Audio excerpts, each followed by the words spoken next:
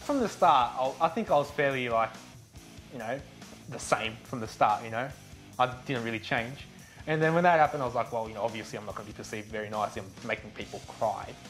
So I was like, well, what can you do? It's happened, can't really regret it. What's happened's happened, so I didn't really mind. I am a character with flaws. I'm not the most nicest, caring, I am a caring guy and very loyal to my friends, though if I don't like someone, I've got a short fuse with people and I'm straight down the line with them, and this was always going to happen. From the day I walked in to yesterday when I walked out, I had not changed a bit. I was exactly the same. I mean, I've always been fairly straight out with Travis, at the start, because he's such a well-natured, good kid, so I thought, and he's so naive and almost stupid that, I didn't want anyone taking advantage of him. Being straight out with him, like, man, you can't do this, and he's just, positively stubborn. He lives in, Never Land, right? And then you just wouldn't listen, and then that's when I said, no, I'm going to throw him in the towel with you, not going to help you out, anymore. But he took it in a way not be friends anymore. And I think then, he thought he was obliged to say Alice, but at that time I wasn't even thinking about who he was going to say, because he did go talk to Alice and said, and then came back to us and said, I still feel really close to Alice, right? I'm like, all right, whatever, sort of thing. And then the truth or dare, it's a truth or dare. In the dare, I had to eat Bridget's foot skin, run around like a monkey on the tree naked, and I wasn't going to let him off lightly, like, is blue your favourite colour? So I thought, something's going to put him on his spot. Well, that's what I went on for. I'm not going to sit there being boring and sleeping all the time like some of the housemates, or exercise all the time. I thought, hey, I'm on the show, might as well make the most of it, stir a bit of crap, I could have. I mean, I don't know, I've only been out for 12 hours, and I've called my mates and they said, it was either hate or really like. So maybe if there was a save, I could have just got through, but then, who knows? I mean, I'm out. I think, a little bit. Cherry is playing the game. I didn't think so. I thought he was just explaining, maybe if Nobby comes up from full row, it's just a theory, but he really did want to put it in practice. I mean, he's not a bad bloke, He's not in there to make friends or anything. I'm sure when he's out, I'll catch up with him. But yeah, otherwise. But then I think where I was naive was, I went in there thinking everyone's pretty sure of themselves, thick-skinned, don't really care, don't really take things to heart like I was, and it was obviously opposite.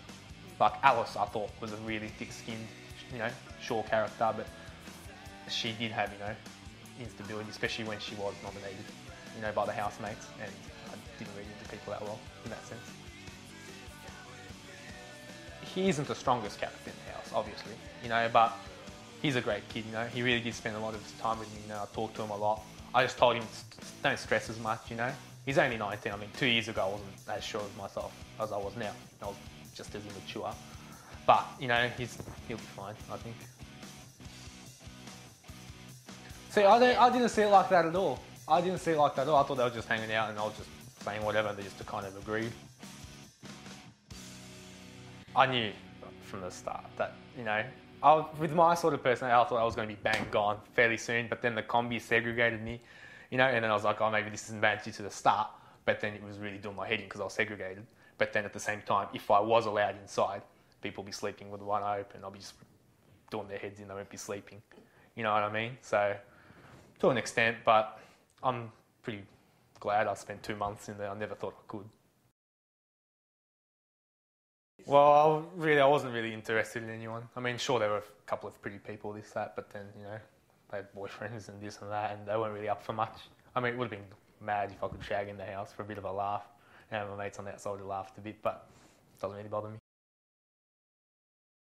I never see... Threat is just not a word I, really put in perspective, but Bridget is so simple and stupid, but at the same time, she's very, very smart socially. I think she was in the cool group at school, this, that, she, has power over a lot of girls, I think, and is strong socially. So, yeah. And she says funny things, which are totally out of line. But it's good. I think she's good in the house. I mean, I went in there knowing people are going to hate me, some people are going to like me, and I'm going to cause a bit of trouble, this, that. So I'm just going to have to deal with it. On the outside, just staying on the chin,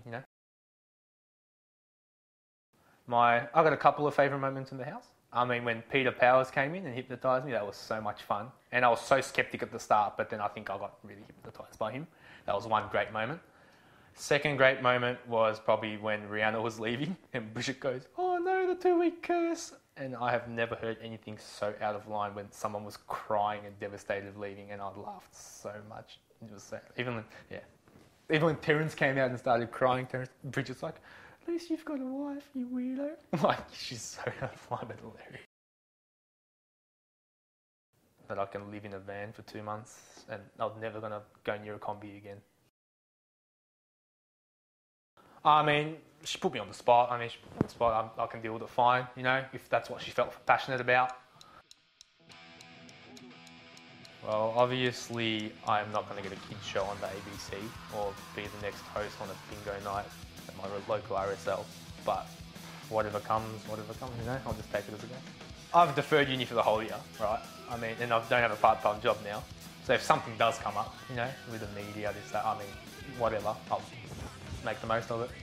I'm open for anything, I guess.